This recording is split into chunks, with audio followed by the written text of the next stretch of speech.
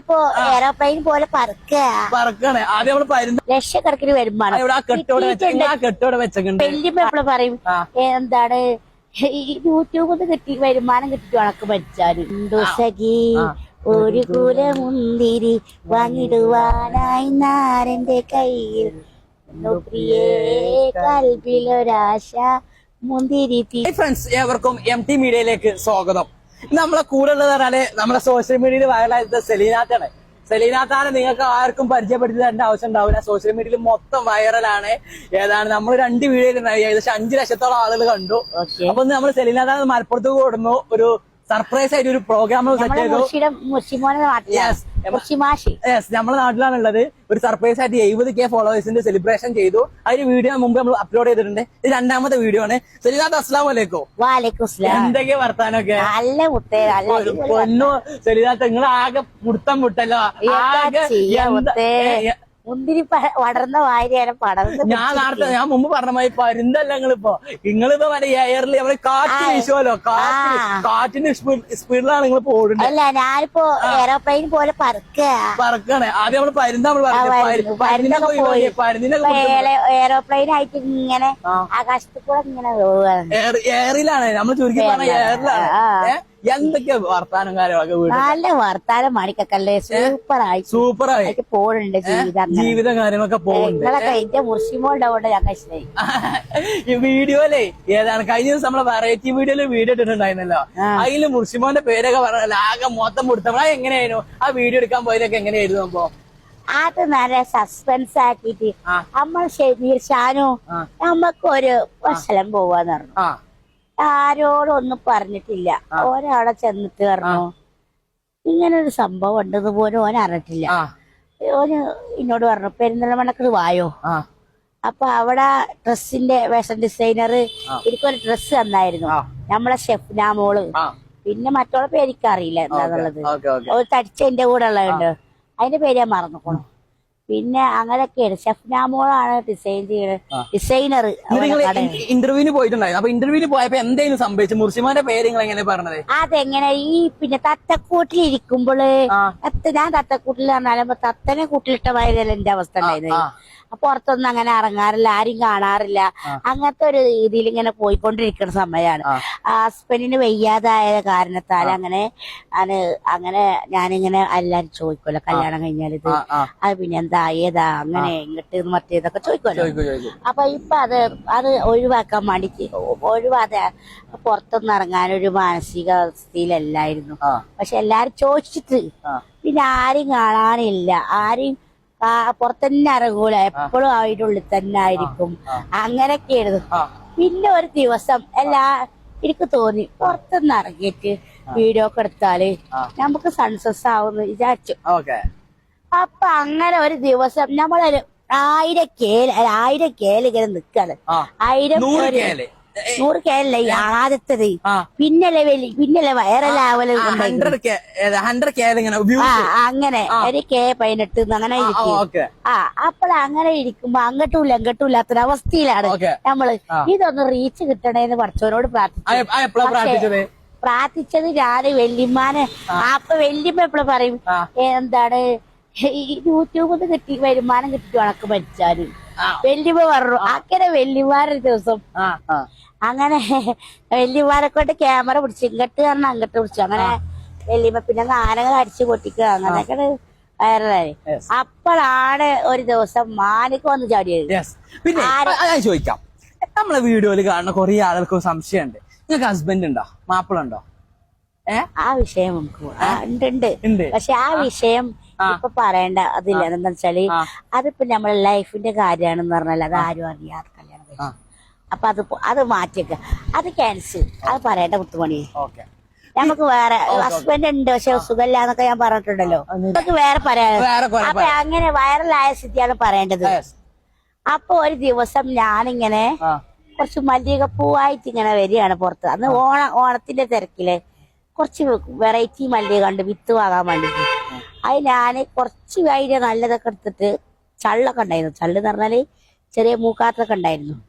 അതങ്ങനെ പുറത്തേക്ക് ഇങ്ങനെ വാരിച്ച് പുറത്തേക്ക് വിത്ത് പാവുകയാണെങ്കിൽ ഉണ്ടാവുകയാണെങ്കിൽ ചോട്ടെ അതിലാണ് പുള്ളറ്റുമാനൊക്കെ അങ്ങോട്ട് മുന്നിൽ വന്നിട്ട് ചാടി ശരിയെ വിളിച്ചു. ഞാൻ അകത്തപ്പെട്ടു.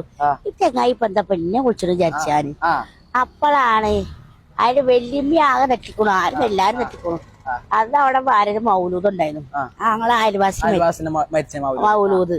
വല്യമ്മ കൊറേ കഴിഞ്ഞിട്ടാണ്. വല്യമ്മ ചോറും കൂടെ തിന്നാതെ വണ്ടി കത്തിക്കണം.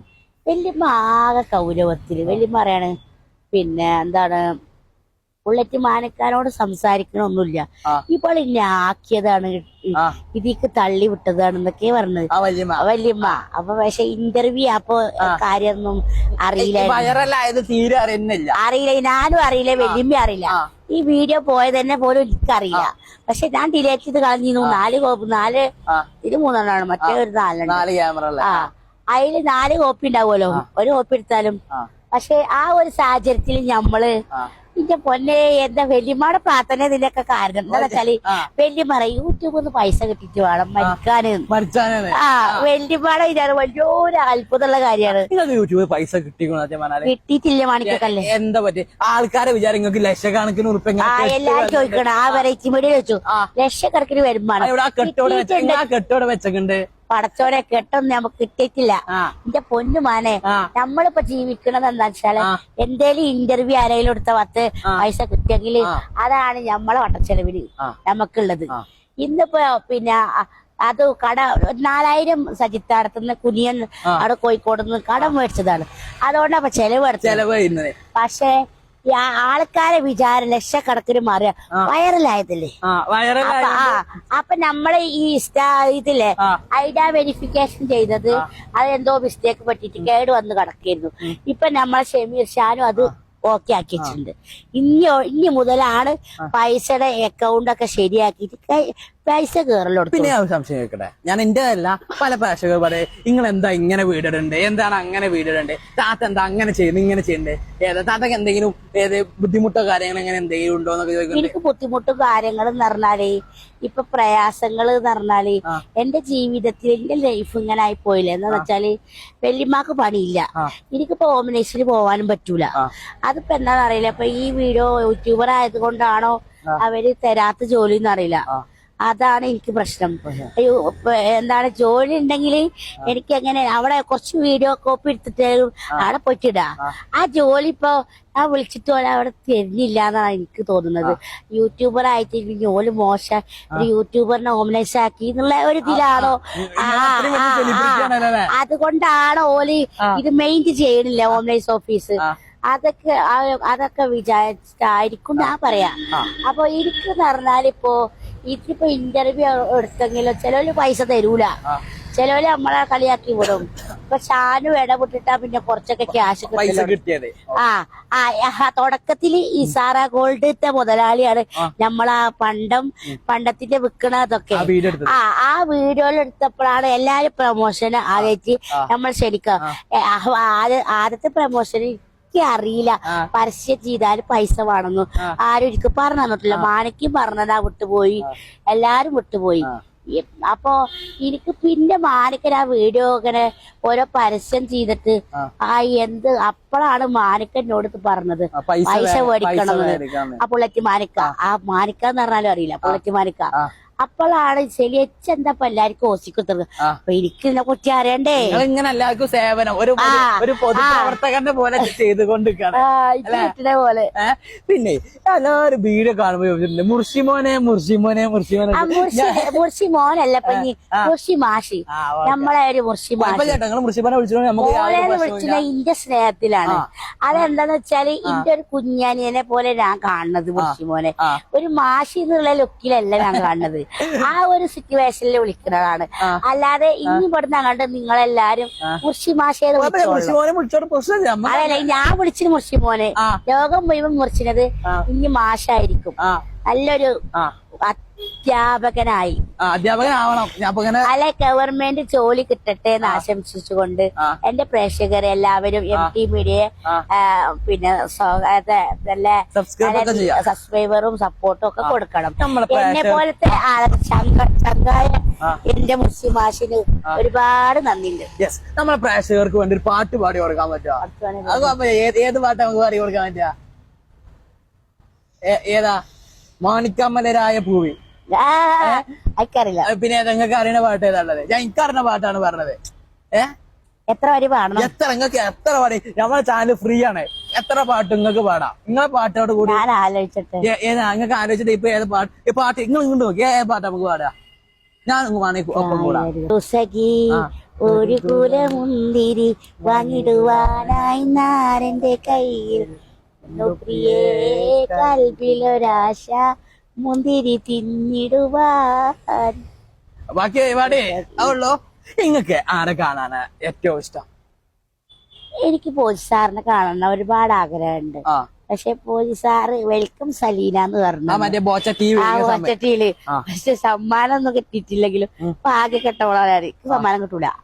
പക്ഷെ അതെന്താ ഫ്രിഡ്ജ് എങ്ങനെ സമ്മാനം കിട്ടിയറിയോ? അതെ കിട്ടിയ സമ്മാനം എന്ന് വെച്ചാല് അവിടുത്തെ സ്റ്റാഫിനെ കൊണ്ട് എനിക്ക് ഭാഗ്യല്ലേ മോനെ, നീ തന്നെ വിസ്മിതല്ലേ ഇട്ടോ, അനക്ക് ഭാഗ്യം ഉണ്ട് പറഞ്ഞു. പറഞ്ഞ മരത്ത് പഠിച്ചോനെ എനിക്ക് ഭാഗ്യം കൊടുത്തു. നാവിന്റെ പവറാണ്.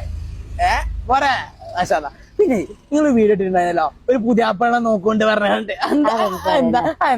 അത് എന്റെ ഭർത്താവ് എന്നോട് പറഞ്ഞു ഇപ്പൊ മാറാനൊന്നും പോണില്ല ഡോക്ടർ ഇങ്ങനെ പറഞ്ഞത്. പിന്നെ വളരെ ബുദ്ധിമുട്ടിലാണ് ഇപ്പോ, സീരിയസ് ആണെന്ന് ആദ്യം പറഞ്ഞത്. ഇപ്പൊ അത് കല്യാണം കേൾക്കുന്ന കാര്യം പറഞ്ഞപ്പത്തിന് അത് പ്ലേറ്റ് മാറ്റി പൊന്നു മക്കളെ. അപ്പൊ അത് പറഞ്ഞു ഇന്റതൊക്കെ മാറലെടുത്തിക്കണു, ഇനിയിപ്പൊ കല്യാണം കഴിക്കണോ. അതാണ് പിന്നെ രണ്ടാമത്തെ വീഡിയോ അതിലെന്താ പറഞ്ഞറിയോ? എനിക്കിപ്പോ ഒരു കല്യാണം കഴിഞ്ഞിക്കണ്. പക്ഷെ അത് കല്യാണത്തിന്റെ വിഷയം തന്നെ നമ്മളെ മുസ്ലിമോനെ പറയുമ്പോ തന്നെ. എന്റെ സ്കൂളിലൊക്കെ പഠിച്ചെന്നൊക്കെ എങ്ങനെയായിരുന്നു? സ്കൂൾ ജീവിതം എങ്ങനെയായിരുന്നു? എവിടെയാണ് നിങ്ങൾ പഠിച്ചിട്ടുണ്ടായിരുന്നത്? ഞാന് വളപുര സ്കൂൾ GMUP സ്കൂളിലാണ് പഠിച്ചിരുന്നത് ആദ്യം. എന്നെ പഠിപ്പിച്ച ഒരു ഒരുപാട് മാഷന്മാരുണ്ട്. ജമാൽ മാഷ് ഉണ്ടായിരുന്നു, അതിന്റെ തൊട്ടയൽവാസിയായിരുന്നു.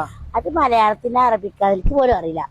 അപ്പൊ എനിക്കാണെങ്കിലോ പഠിക്കാന് പേടിയായിരുന്നു മാഷന്മാരെ. പഠിച്ചീനോ?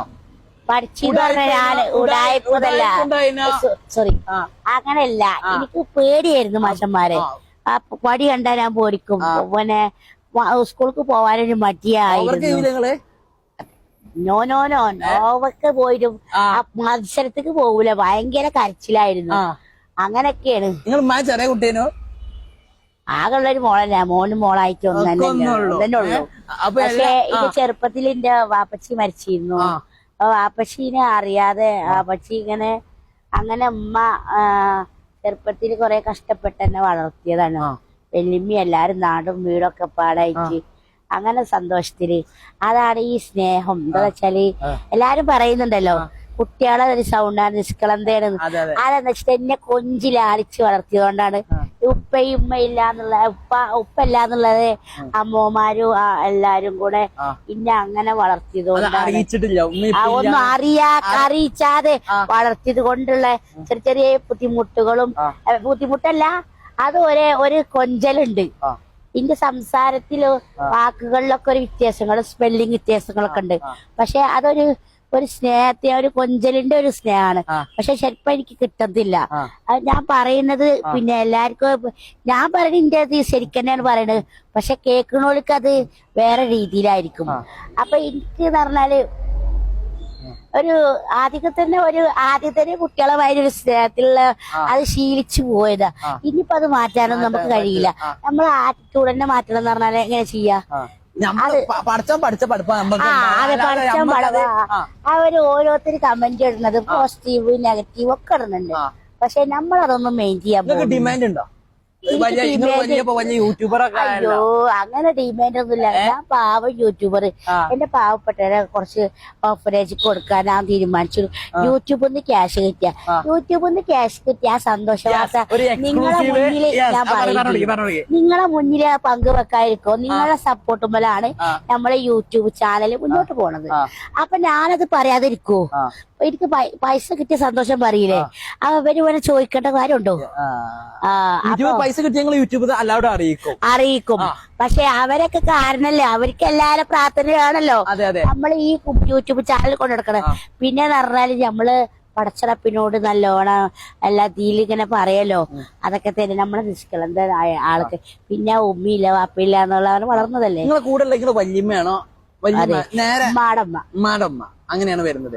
ഇൻസ്റ്റഗ്രാമിനെ പറ്റി എന്താ പറയാനുള്ളത്? ഇൻസ്റ്റഗ്രാമിലൊക്കെ നിങ്ങൾ ഇങ്ങനെ പാട്ട് പാടിയാണ് എന്തിനാ